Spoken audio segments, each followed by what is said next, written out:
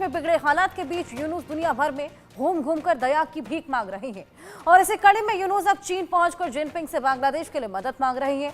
भीख और क्या कुछ हो रहा है, पूरी खबर हमारी इस रिपोर्ट में।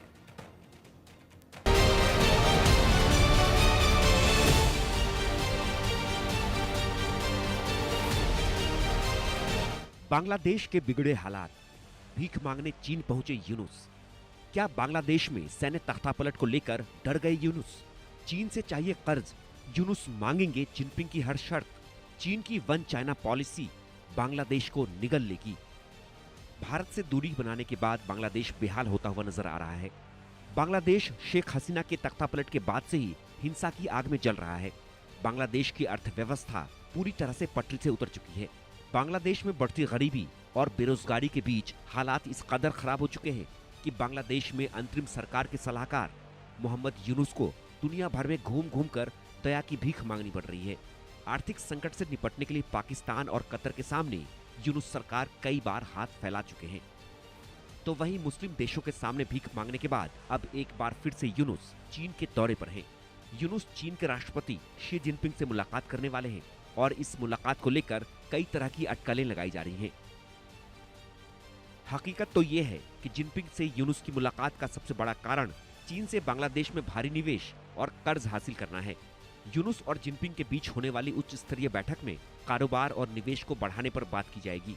इसके अलावा मोहम्मद यूनुस चीन की बड़ी कंपनियों के प्रतिनिधियों के साथ 4 अलग अलग बैठक भी करेंगे। इसका उद्देश्य बांग्लादेश में चीन के निवेश को बढ़ाना है। देश में विकास करने के लिए बांग्लादेश की अंतरिम सरकार चीन से आर्थिक मदद हासिल करने पर जोर दे रही है। हालांकि चीन ने बांग्लादेश के आर्थिक मदद के बदले अंतरिम सरकार के मुख्य सलाहकार मोहम्मद यूनुस के सामने वन चाइना पॉलिसी की शर्त रखी है। इसके अलावा ड्रैगन चाहता है कि बांग्लादेश चीन ग्लोबल डेवलपमेंट इनिशिएटिव में भी शामिल हो जाए। वैसे इस बार जिस तरह बांग्लादेश के हालात खराब हैं, ऐसे में मजबूर बांग्लादेश इस बार चीन की वन चाइना पॉलिसी पर नरम रुख अपना सकता है, जिसका मतलब है मोहम्मद यूनुस चीन की सारी शर्तें मानने वाले हैं।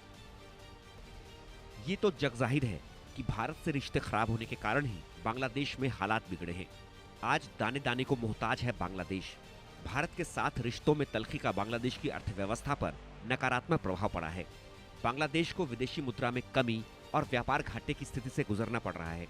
बांग्लादेश में धार्मिक असंतोष और कट्टरवाद हावी हो गया है। वहां हिंदुओं पर लगातार हमले भी जारी हैं।